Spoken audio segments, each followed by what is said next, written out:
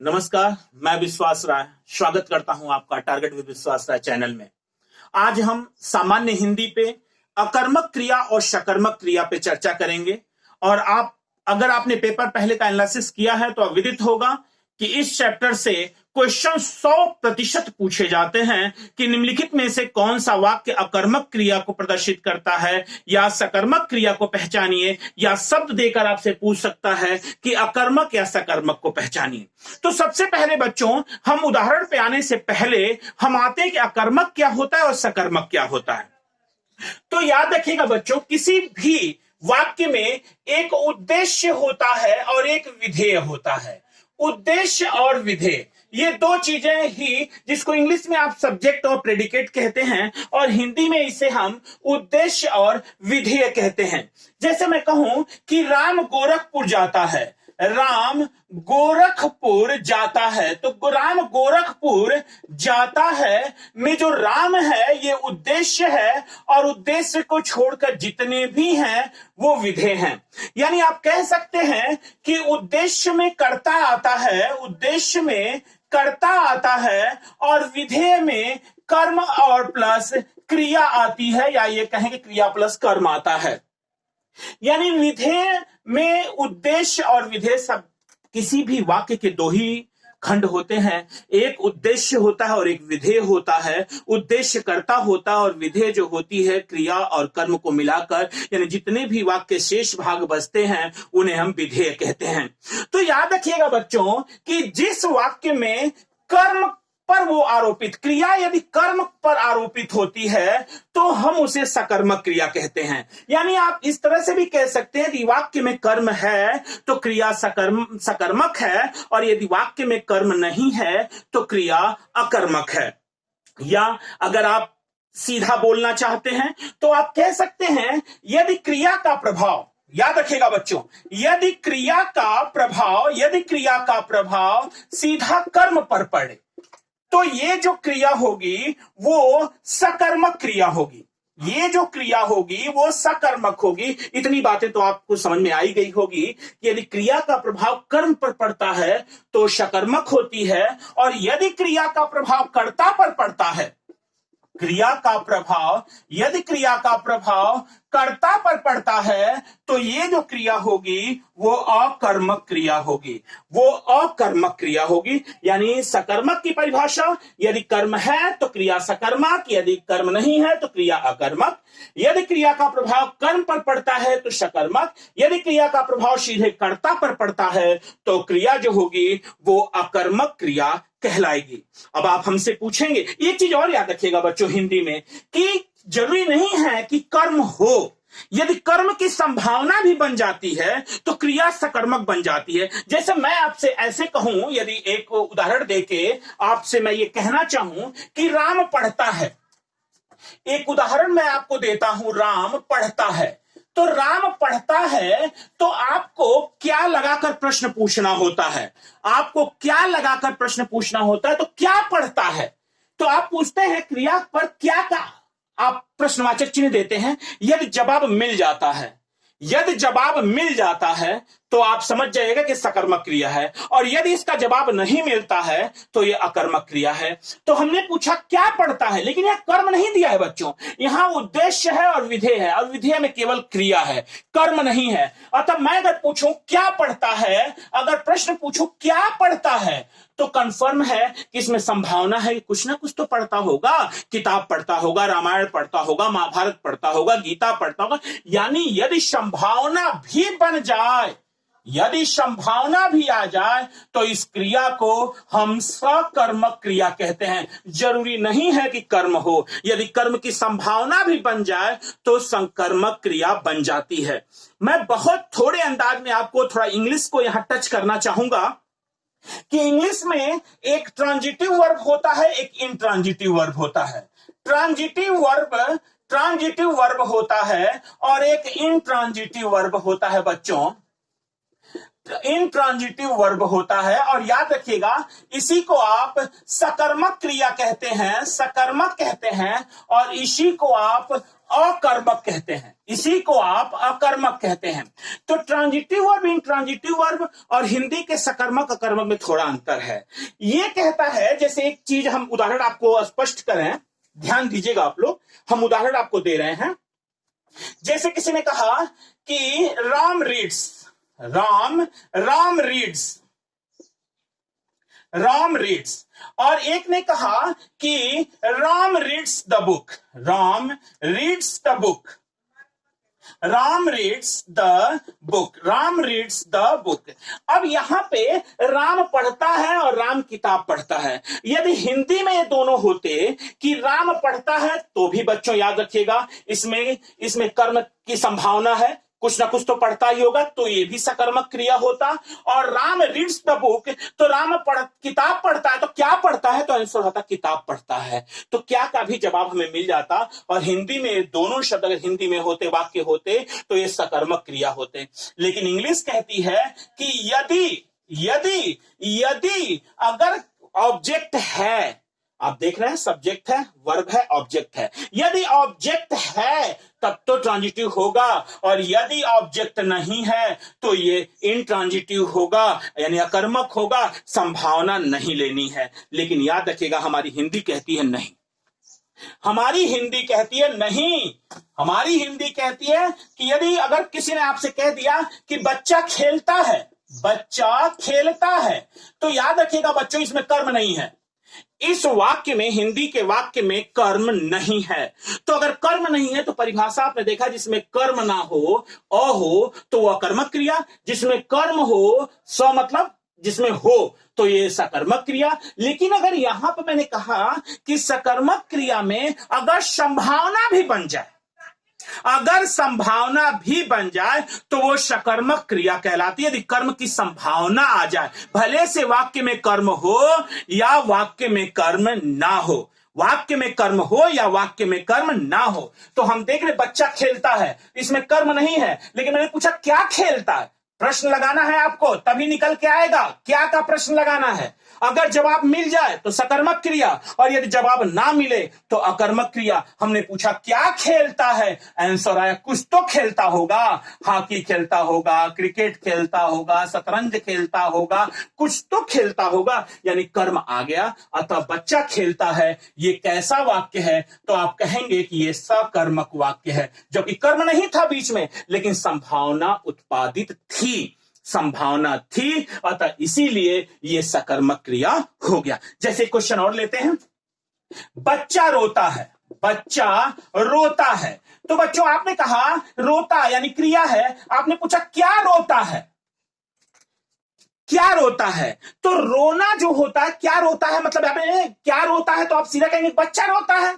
और बच्चा क्या है, सब्जेक्ट, बच्चा क्या है, सब्जेक्ट, यानी आप यूं कह सकते हैं बच्चा जो है वो करता है, बच्चा क्या है, करता है। तो क्या रोता है, तो बच्चा रोता है। तो कंफर्म हो गया कि अगर क्रिया का प्रभाव सीधे कर्ता पर पड़ जाए तो ऐसे वाक्य जो होते हैं वो अकर्मक होते हैं, क्योंकि यहां पर कर्म है नहीं और कर्म की संभावना भी नहीं है, और सीधा प्रभाव बच्चे पे पड़ रहा है और बच्चा करता है। यानी अगर क्रिया का प्रभाव सीधा कर्ता पर पड़ता है तो अकर्मक क्रिया, और अगर क्रिया का प्रभाव सीधे कर्ता, क्या खेलता है, तो ऐसे थोड़ी बच्चा, कौन खेलता है तब ना बच्चा होता, वो पूछा क्या खेलता है, तो खेल का नाम बताना पड़ेगा ना, हॉकी क्रिकेट, यानी संभावना है यहां पर। तो आपने कहा कि ये सकर्मक क्रिया हो गई। और क्या रोता है, तो आपने कहा बच्चा, यानी ये जो है करता है, और क्रिया का प्रभाव यदि कर्ता पर पड़ गया तो वो अकर्मक क्रिया हो जाएगी, अकर्मक क्रिया हो जाएगी। तो आपने देखा बच्चों कि यदि क्रिया का प्रभाव कर्म पर पड़ता है तो उसे हम सकर्मक क्रिया कहते हैं। यदि क्रिया का प्रभाव कर्ता पर पड़ता है सीधा, तो उसे हम अकर्मक क्रिया कहते हैं, अकर्मक। एक उदाहरण और मैं लूंगा, कि राम क्रिकेट खेलता है, राम क्रिकेट खेलता है, राम क्रिकेट खेलता है, और आपने कहा राम खेलता है, राम, ध्यान देना, राम खेलता है। आपने कहा कि क्या खेलता, आपने पूछा क्या लगाना है प्रश्न आपको, क्या खेलता है, तो आपने कहा क्या खेलता है, तो आपने कहा क्या खेलता है, क्रिकेट खेलता है, यानी प्रभाव कहां पड़ा, ये तो कर्म है ना, ये तो कर्म है, ये करता है तो कर्म पर प्रभाव पड़ा। क्या खेलता है? आंसर है क्रिकेट खेलता है, यानी ये सकर्मक क्रिया है। ये कौन सी क्रिया है? सकर्मक है। और यहां आया, आपने पूछा राम खेलता है, क्या खेलता है? तो यहां पर कर्म नहीं है, लेकिन हिंदी कहती है कि यदि संभावना भी आ जाए तो इसको हम सकर्मक क्रिया में ही रखेंगे। आखिर कोई ना कोई तो खेल खेलता ही होगा, यानी ये भी सकर्मक और ये भी सकर्मक के वाक्य है। यहाँ क्रिया जो है वो सकर्मक क्रिया है, यहाँ क्रिया सकर्मक क्रिया है। एक चीज और बच्चों ध्यान देना, एक चीज और ध्यान देना, बहुत आसान है और आराम से आप पकड़ लेंगे। बहुत सारे उदाहरण हमारे पास है, अब एक एक उदाहरण पे हम चलेंगे। यदि किसी शब्द जो है अगर उसमें ना का प्रत्यय लगा दें, क्या लगा दें? ना का प्रत्यय लगा दें, और ना का प्रत्यय लगाने पर अगर क्रिया का निर्माण हो जाए, यदि क्रिया का निर्माण हो जाए, ना का प्रत्यय लगाने से यदि क्रिया का निर्माण हो जाए, तो जिसमें ना का प्रत्यय लगाया जाता है, जिसमें ना का प्रत्यय लगाया जाता है, इसी को हम मूल धातु कहते हैं। याद रखना बच्चों कि यदि किसी शब्द में ना का प्रत्यय लगाने पर क्रिया का निर्माण हो जाए, तो जिस शब्द में ना का प्रत्यय लगाया जाता है उसी को हम मूल धातु कहते हैं। जैसे ध्यान देना बच्चों, अगर मैं कहूं पी और अगर इसमें ना का प्रत्यय लगा दें तो क्या बन जाएगा? पीना। अब पीना क्या है? क्रिया, तो इसकी मूल धातु क्या होगी? पी। इसकी मूल धातु क्या होगी? पी होगी। जैसे किसी ने कहा रहना, जीना, मरना, पीना, खाना, सोना, गाना, जाना, जाना, पढ़ना। तो याद रखना बच्चों, इस सब में ना का प्रत्यय लगा हुआ है और ना का प्रत्यय लगाने से आप देख रहे हैं कि क्रिया का निर्माण हो गया है, क्योंकि ये सब क्रिया है। रहना, जीना, मरना, पीना, खाना, सोना, गाना, जाना, पढ़ना, सब क्रिया है और ना का प्रत्यय लगाने पर ही क्रिया बना है। तो ना को हटाकर जो भी शब्द बच रहे हैं वही बच्चों याद रखिएगा कि वही आपके मूल धातु हैं। यानी रहना में रह मूल धातु है, जीना में जी मूल धातु है, मरना में मर मूल धातु है, पीना में पी मूल धातु है, खाना में खा मूल धातु है, सोना में सो मूल धातु है, गाना में गा मूल धातु है, जाना में जा मूल धातु है, पढ़ना में पढ़ मूल धातु है। यानी आपने देखा कि ना का प्रत्यय लगाने पर यदि क्रिया का निर्माण हो जाता है तो जिसमें ना का प्रत्यय लगाने पर क्रिया का निर्माण होता है उसी को हम मूल धातु कहते हैं। तो आइए हम देखते हैं इसमें कौन सा अकर्मक है और कौन सा सकर्मक है। बच्चों आइए हम देखते हैं इसमें कौन सा अकर्मक है और कौन सा सकर्मक है। चलना, आपने पूछा क्या चलना? चलना, आपने पूछा क्या चलना? तो कंफर्म हो गया कि जो चलना है शब्द है वो अकर्मक है, क्योंकि इसका जवाब नहीं मिलेगा। अगर मैं इसी को कहता बच्चों चलाना, इसमें भी ना का प्रत्यय लगा हुआ है। अगर मैं आपसे पूछता चलाना कौन सा अकर्मक है कि सकर्मक, तो आप कहते चलाना, क्या चलाना? तो आप कहते बस चलाना, गाड़ी चलाना, घोड़ा चलाना। तो कंफर्म है चलाना जो है वो सकर्मक है, चलाना जो सकर्मक है, लेकिन चलना, क्या चलना? तो कंफर्म हो गया कि इसका जवाब नहीं मिलने वाला है, ये अकर्मक है। आपने पूछा पीना, पीना, तो आपने पीना ये क्रिया है ना कि इसमें प्रत्यय लगा हुआ, पी धातु है, मूल धातु है। तो क्या पीना? तो आपने कहा दूध पीना, दही पीना, मट्ठा पीना, तो कुछ भी पीना। यानी इसका जवाब क्या लगाने पर इसका जवाब मिल जाएगा, अतः यह सकर्मक है, यह सकर्मक है। पूछा लिखना, तो मुझे क्या लिखना? तो उसने कहा महाभारत लिखना, वेद लिखना, उपनिषद लिखना। इसका भी जवाब मिल जा रहा है बच्चों, यानी इसका मतलब ये भी सकर्मक है। रोना, क्या रोना? जवाब नहीं मिल पा रहा है, अतः यह रोना अकर्मक है, रोना अकर्मक है। बच्चा रोता है, यहां देखना बच्चों, बच्चा रोता है, तो आपने पूछा क्या रोता है, तो आपका आंसर मिला बच्चा जी। तो बच्चा क्या है? कर्ता। यदि क्रिया का प्रभाव कर्ता पर पहुंच जाएगा तब तो यह कर्मक हो जाएगा, जबकि यदि क्रिया का प्रभाव कर्म पर पड़ेगा तो सकर्मक होगा। यानी यहां पर कर्म तो है भी नहीं, संभावना भी नहीं है और क्रिया का प्रभाव कर्ता पर पड़ रहा है, अतः यह अकर्मक है। सोना, क्या सोना? यह भी अकर्मक है। ये भी अकर्मक है कि बच्चा सोता है। अब यही भी लिख दिया होता बच्चा सोता है, तो क्या सोता है? बच्चा। इसका मतलब साफ हो गया कि प्रभाव कहां पर पड़ा? कर्ता के ऊपर पड़ा, और कर्ता के ऊपर यदि प्रभाव पड़ जाएगा तो अकर्मक होगा, कर्म के ऊपर प्रभाव पड़ेगा तो सकर्मक होगा। अब तोड़ना, तो क्या तोड़ना? कुर्सी तोड़ना, बेंच तोड़ना, तो आपने कहा कि कंफर्म है कि ये सकर्मक होगा, सकर्मक होगा। खाना, क्या खाना? तो बहुत सारा खाना खाना, तो कंफर्म हो गया कि ये भी सकर्मक है, जवाब मिल जा रहा है। हंसना, क्या हंसना? तो कोई कहते बच्चा हंसता है, अगर कोई कहते आपसे बच्चा हंसता है तो कंफर्म हो गया कि इसमें कर्म है नहीं और इसका प्रभाव कर्ता पर पड़ रहा है, अतः कंफर्म हो गया कि ये भी अकर्मक क्रिया हो जाएगा। हंसना, हंसना हो जाएगा अकर्मक, अकर्मक। और दिखाना, तो क्या दिखाना? तो कंफर्म है, पिक्चर दिखाना, तस्वीर दिखाना, कुछ भी घर दिखाना, यानी हो गया सकर्मक। अगर ऐसे कोई कहे कि राम दिखाता है, राम दिखाता है, तो कंफर्म हो गया कर्म तो नहीं है। याद रखना बच्चों, कर्म नहीं है यहां पे, लेकिन इसका प्रभाव कर्म पर ही पड़ रहा। संभावना है कर्म की कि राम अपना घर दिखाता है, राम अपनी पुस्तक दिखाता है, राम अपना गार्डन दिखाता है, बगीचा दिखाता है, फुलवारी दिखाता है, पेन दिखाता है, तो कंफर्म हो गया कि यहां पर सकर्मक क्रिया। गाना, तो कंफर्म है गीत ही गाया जाता है, कव्वाली गाई जाती है, गजल गाई जाती है, इसका जवाब मिल गया। अगर ऐसे कोई पूछ दे सीता गाती है, सीता गाती है, आपने पूछा और आपको पता है क्या का ही हमें क्वेश्चन लगाना है, तो हमने क्या का लगा दिया। हमने पूछा क्या गाती है, तो कंफर्म हो गया क्या गाती है, कौन गाती है, तब ना सीता।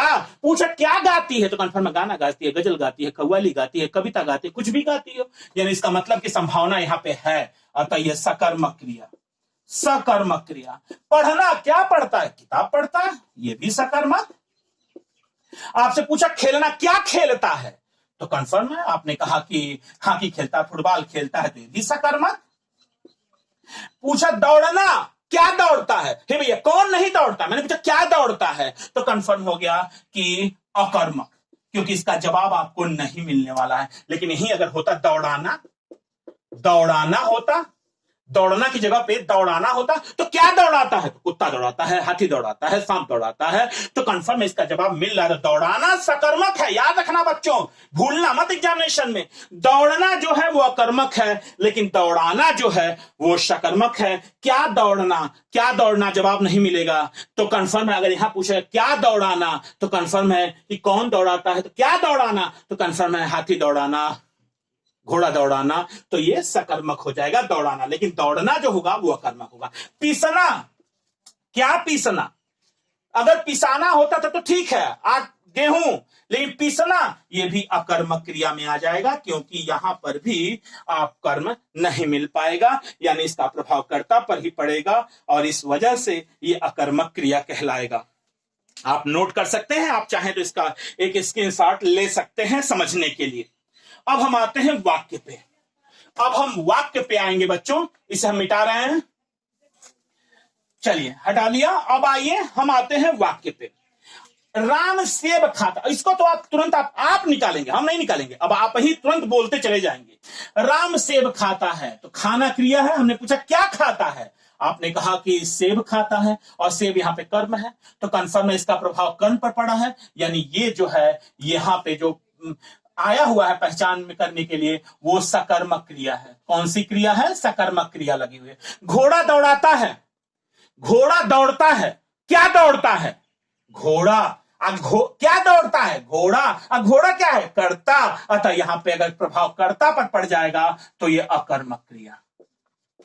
अगर प्रभाव, क्रिया का प्रभाव कर्म पर पड़ेगा तो सकर्मक, और क्रिया का प्रभाव अगर सीधे कर्ता पर पड़ेगा तो अकर्मक। हम रात भर सोते रहे, क्या सोते रहे? जवाब ही नहीं मिलेगा, यानी अकर्मक। तो याद रखना बच्चों, जो सोना होता है वो अकर्मक होता है। लालू ने चारा खाया, तो क्या खाया? चारा। क्या खाया? चारा, यानी कंफर्म है कर्म पर प्रभाव पड़ रहा है, कर्ता पर प्रभाव नहीं पड़ रहा है, कर्म पर प्रभाव पड़ रहा है, यानी ये रहा सकर्मक, यानी कर्म पर प्रभाव पड़ेगा तो सकर्मक। गीता गाती है, क्या गाती है? कौन गाती है नहीं, क्या गाती है, क्या क्या लगाना है, क्या का। हमें प्रश्न किसका पूछना है, क्या का। तो क्या गाती है, तो कंफर्म है, यहां पर कर्म तो नहीं है बच्चों, लेकिन कर्म की संभावना है। यानी इसका मतलब हो गया कि गीता गाती है तो कुछ ना कुछ तो गाती होगी, गाना गाती होगी, यानी ये हो गया सकर्मक। राम पढ़ता है तो क्या पढ़ता है, कोई ना कोई पुस्तक पढ़ता होगा, यानी है तो नहीं लेकिन संभावना है।